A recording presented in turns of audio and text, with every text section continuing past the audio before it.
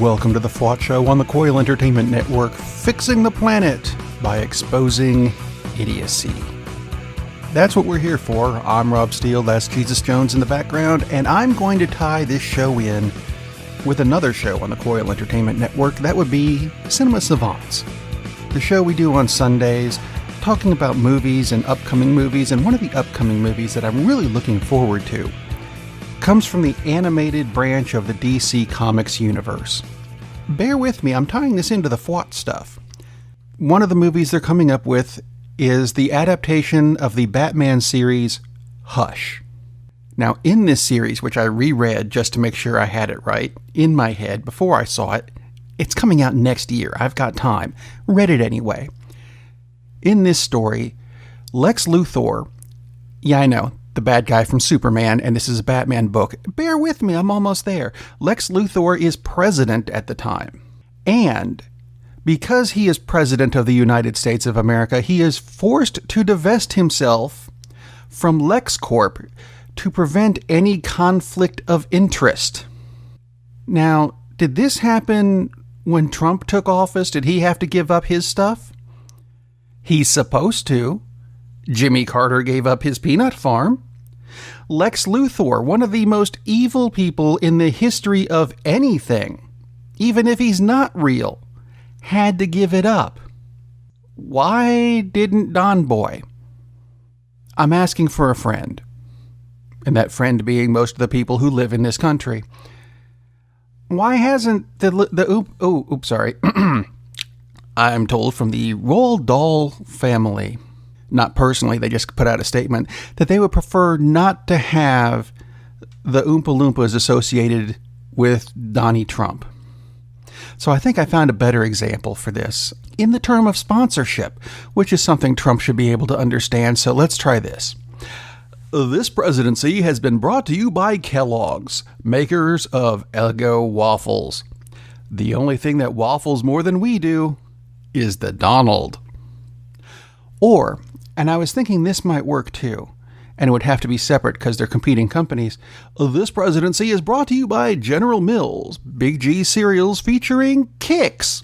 Yes, Kix, the cereal in the Donald-colored box that has no flavor and is really just a crunchy shell full of air, much like Donald himself. I'm wondering which one works better. Let me know. Meanwhile, Don Boy took to Twitter and wow, he sent a tweet to the Iranian president threatening him with war over Twitter because Don is stuck in junior high. And he didn't do it right. And by that, I don't mean, yes, you threaten someone in person if you're going to threaten war. No, that's not what I mean. With as much as he tweets, shouldn't he know that if you put the ampersand next to a screen name, it sends a message directly to that person? Seriously, that's how it works. They can pick it up. He didn't do that. He just used the Iranian president's name in all caps. It doesn't work that way. You use Twitter more than I breathe, I think, at this point. Don't you know how it works? How can you... I don't get it. I really don't. And if your excuse is, well, we don't know if he has a Twitter account. Well, then why even tweet him if he doesn't have a Twitter account? He's not gonna get it if he doesn't have one. This guy is... wow. Stupidity on a level previously heretofore unreached. I don't understand this at all. Whatsoever. None of it. Jeff Sessions popped up again this week. As much as I would really rather he didn't. He announced he's going to have a religious liberty task force. Yeah, because that's what we need. Oh, by the way, religious liberties? By that he means only if you are a rich, white, Christian male. F*** everybody else. You have to be rich, white, Christian, and male. And that, no. Football players who kneel? No, that's still an irreconcilable evil that we must purge from the planet. You have to be a Christian male who is rich and white, much like, let's say Carl Gallup. The Jeff Foxworthy knockoff is a right-wing, as if that needed to be said, Christian pasture. Pasture? Yes, he's a large field where cows graze. I meant pastor, you know that. Anyway, he's a frequent speaker at Trump rallies and came up with a theory this week about rape. Here's the quote. If a woman wears sexually suggestive clothing around a man, is that not also sexual assault? No, it's not, Carl. And how could you even possibly think that women wearing suggestive clothing is a sexual assault against men? No, it's not. And, let's flip that on you. Carl, some people find a tuxedo or a really nice suit sexy. You're wearing a nice, expensive suit, Carl. Are you sexually assaulting all the women in your congregation? No. Oh, that's right. Just the altar boys. I forgot you were a pastor. Almost as big a twit as the person you're supporting. Oh, while we're on the subject of Christians and Republicans and things that make very little sense, there's a blogger by the name of Lori Alexander who calls herself a Christian blogger. And her quote of the week was, she says that if you're looking for a husband, ladies, men prefer debt-free virgins without tattoos. We do? Real? Debt-free maybe. Who doesn't like debt-free? But if I'm looking for a wife, that's not exactly a priority on my list. That's something that can be worked around. Debt-free virgins without tattoos. Wow. Debt is something we have to worry about. Everybody does, because we live in the United States, which is in a constant state of debt because Don doesn't know how to run a business except into the ground.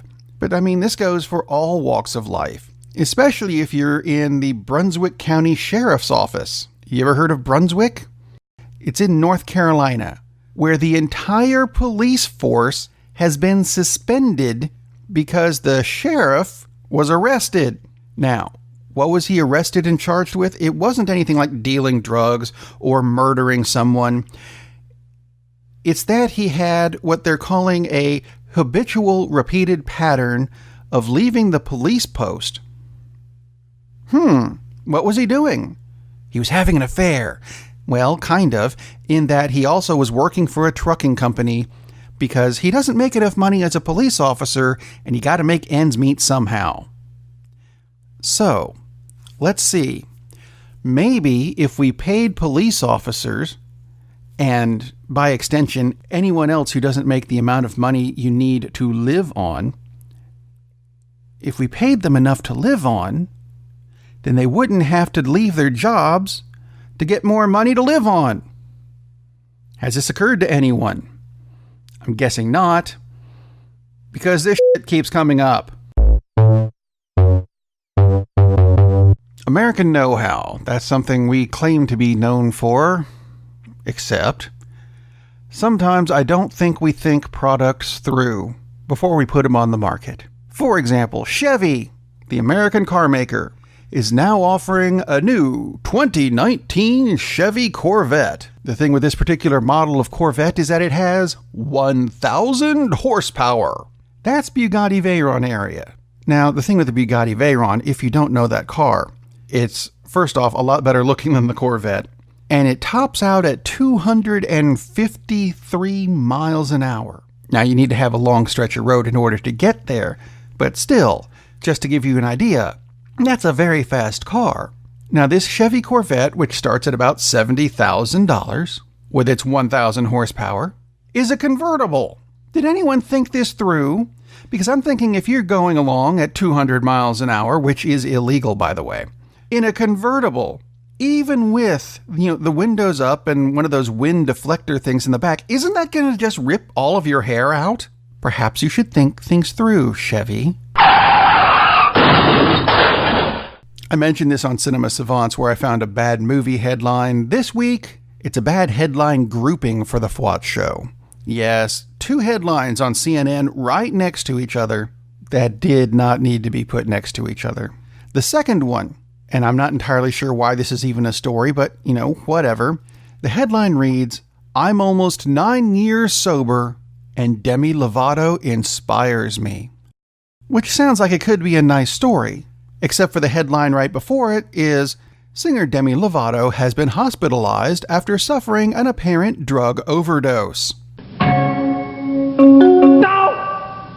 Burger King tried doing something recently that, in theory, is a good idea.